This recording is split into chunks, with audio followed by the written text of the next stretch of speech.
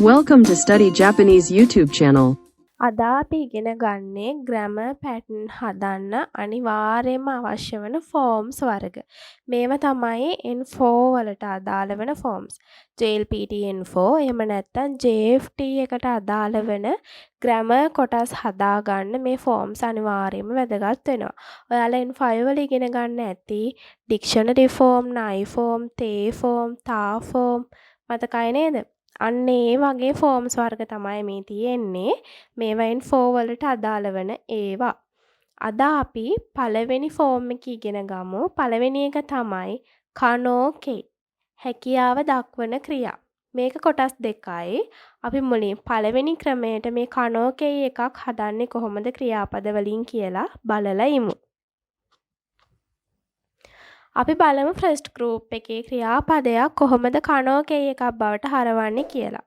මුලින්ම ගන්නවා dictionary form එක ක්‍රියාපදයේ. පළවෙනි ගෲප් එකේ ක්‍රියාපදයක ඩික්ෂනරි ෆෝම් එකේ අවසාන වෙන්නේ ඌ අකුර හෝ ඌ ශබ්දය. එතකොට ඒ ඌ ශබ්දේ ඉවත් වෙලා ඒ ශබ්දේ කියන එක එකතු වෙනවා. අවසානයේට රූ අකුර එකතු වෙනවා. අපි උදාහරණ වලින්ම බලමු. ඩික්ෂනරි ෆෝම් එකේ තියෙන වචනයක ඌ අකුරෙන් ඉවර වෙනවා නම් ඒ ඌ අකුර ඉවත් වෙලා ඒ අකුර බවට පත් වෙනවා. අව් කියන එකේ ඌ අකුර ඉවත් වෙලා ඒ අකුර එකතු වෙලා රූ අකුර එකතු වුනහම ඒ රූ හමු වෙන්න පුළුවන්. ඊට පස්සේ සූ අකුරක තියෙන එකක් පරිවර්තනය වෙන්නේ තේ අකුර විදිහට. ඒකේ ඒ ශබ්දේ තමයි තේ. එතකොට මත්සු. ඒකේ සූ අකුර ඉවත් වෙලා තේ අකුරයි රූ අකුරයි එකතු වුනහම මත්තේරු රැඳී සිටින්න පුළුවන්. ඊට පස්සේ රූ අකුරට එකතු වෙන්නේ රේ අකුර. රූ අකුර ඉවත් වෙලා රේ අකුර එකතු වෙනවා. එතකොට හෂීරු වල රූ අකුර ඉවත් වෙලා රේ අකුර එකතු වෙනවම හෂීරේරු දුවන්න පුළුවන්. මූ අකුර නම් මේ අකුර. එතකොට යොමු. ඒකේ මූ ඉවත් වෙලා මේ යන්නයි රු යන්නයි එකතු වුනහම යොමේරු කියවන්න පුළුවන්. ඊට පස්සේ බූ අකුර වෙනුවට බේ අකුර. එතකොට තොබ. ඒකේ බූ අකුර ඉවත් වුනහම තොබේරු පියාඹන්න පුළුවන්. නූ අකුර වෙනුවට නේ අකුර. එතකොට ෂිනු. ඒක පරිවර්තනය වෙන්නේ ෂීනේරු මැරෙන්න පුළුවන්. ඊට පස්සේ කූ අකුර වෙනුවට කේ අකුර. එතකොට කකුණං කූ අකුර ඉවත් වෙලා කේ අකුර. එතකොට කකේරු ලියන්න පුළුවන්. ගූ අකුර වෙනුවට ගේ අකුර. නුගු. ඒකේ ගූ ඉවත් වුනහම නුගේරු ගලවන්න පුළුවන්. සූ අකුර වෙනුවට සේ අකුර. හනසු වල සූ ඉවත් කළා හනසේරු කතා කරන්න පුළුවන්. මං හිතනවා ඔයාලට මේක පැහැදිලි ඇති කියලා. අපි යන් ඊළඟ ගෲප් එකට. Second group. සෙකන්ඩ් ගෲප් එකක ක්‍රියාපදයක් ඩික්ෂනරි ස්වරූපයෙන් තියෙනවා නම් ඒකේ අවසානයේ ඉවර වෙන්නේ ඉරු එහෙම නැත්නම් එරු කියන අකුරු වලින් හෝ ශබ්ද වලින්. එතකොට අපි දැන් කරන්න ඕනේ මේක කනෝකේ එකක් බවට හරවන්න නම් මේ ඉරු සහ එරු වල රූ අකුර ඉවත් කරනවා. ඊට පස්සේ එකතු වෙනවා රාරේරු. පැහැදිලි නේද? අපි යන් උදාහරණ බලන්න. තබෙරු වල රූ අකුර ඉවත් වුනහම තබේරාරේරු. තබෙරු වල එරු ශබ්දයනේ තියෙන්නේ. එතකොට ඒ යන්න තියලා රු යන්න ඉවත් කරනවා. එතකොට තබේ. එකතු වෙනවා රාරේරු. තබේරාරේරු කන්න පුළුවන්. ඔකිරු. ඔකිරු වල රු යන්න ඉවත් වුනහම රාරේරු එකතු වෙනවා. ඔකිරාරේරු ඇවිදින්න පුළුවන්. නෙරු. ඒකේ රු යන්න ඉවත් වුනහම නෙරාරේරු. නෙරාරේරු කියන්නේ නිදා ගන්න පුළුවන්. ඔෂියෙරු. ඔෂියෙරු වල රු ඉවත් කළා රාරේරු එකතු වුනහම ඔෂියෙරාරේරු උගන්වන්න පුළුවන්. ෂිමෙරු. ඒකේ රු යන්න ඉවත් වෙලා රාරේරු එකතු වුනහම ෂිමේරාරේරු වහන්න පුළුවන්. පැහැදිලි නේද? අපි යන් තර්ඩ් ගෲප් එකේ ක්‍රියාපදයක් හදන හැටි බලන්න. තර්ඩ් ගෲප් එක හදන්නේ තර්ඩ් ගෲප් එකේ ඉවර වෙන කුරු හෝ සුරු වලින්නේ. එතකොට ඒකේ වෙනස්ම ක්‍රමයකට තමයි හැදෙන්නේ. මේක හොඳට කටපාඩමේ තියාගන්න වෙනවා. කුරු නම් කොරාරෙරු බවට පත් වෙනවා. එන්න පුළුවන්. ඒ වගේම සුරු නම් දෙකිරු විදියට පරිවර්තනය වෙනවා. එතකොට කරන්න පුළුවන්. මේ දෙක අනිවාර්යයෙන්ම මතක තියාගන්න ඕනේ. මොකද අර වගේ වෙනස් වෙන රටාවක් නෙවෙයිනේ මේක. මෙන්න මේ විදියමයි කියලා මතක තියාගන්න වෙනවා. එතකොට බෙන්කියෝ සුරු. ඒකේ සුරු ඉවත් වුනහම එකතු වෙන්න ඕනේ දෙකිරුනේ. එතකොට බෙන්කියෝ දෙකිරු පාඩම් කරන්න පුළුවන්. සුරෙත කුරු. එතකොට කුරු ඉවත් වුනහම එකතු වෙන්න ඕනේ කොරරෙරුනේ. සුරේතේ කොරාරේරු කැටුව යන්න පුළුවන්. පැහැදිලි නේද? ඕනම ක්‍රියාපදයක් අපි කනෝකේ එකක් බවට හැරෙව්වහම පස්සේ ඒවා සෙකන්ඩ් ගෲප් එකේ තියෙන ක්‍රියාපදයක් බවට පත් වෙනවා. සෙකන්ඩ් ගෲප් එකේ තියෙන විශේෂත්වය මොකද්ද? ඉරු හෝ එරු වලින් තමයි අවසාන වෙන්නේ.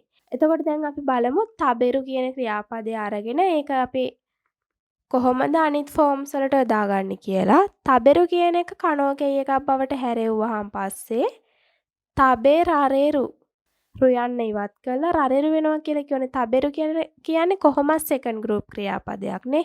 එතකොට ඒකේ රුයන්න ඉවත් වෙලා රරෙරු එකතු වෙනවා. තබෙරරෙරු. එතකොට මස් ෆෝම් එකකින් හදනවා නම් තබෙරරෙ මස් කන්න පුළුවන්. මසෙන් ෆෝම් එකකින් තබෙරරෙ මසෙන් කන්න බෑ. මෂ්තා ෆෝම් එකෙන් තබෙරරෙ මෂ්තා කන්න පුළුවන් වුණා. තේ ෆෝම් එක තබෙරරෙ තේ කන්න පුළුවන් වෙලා. තා ෆෝම් එක තබෙරරෙතා කන්න පුළුවන් වුණා. නයි ෆෝම් එක තබෙරරෙ නයි කන්න බෑ. මං හිතනවා ඔයාලට පැහැදිලි ඇති කියලා. අපි යමු මේකේ දෙවෙනි ක්‍රමයට. මේක ඉතාමත්ම ලේසි. මේ ක්‍රමයේ අපිට මේ ගෲප් තුනටම එක හා සමානව යොදා ගන්න පුළුවන්.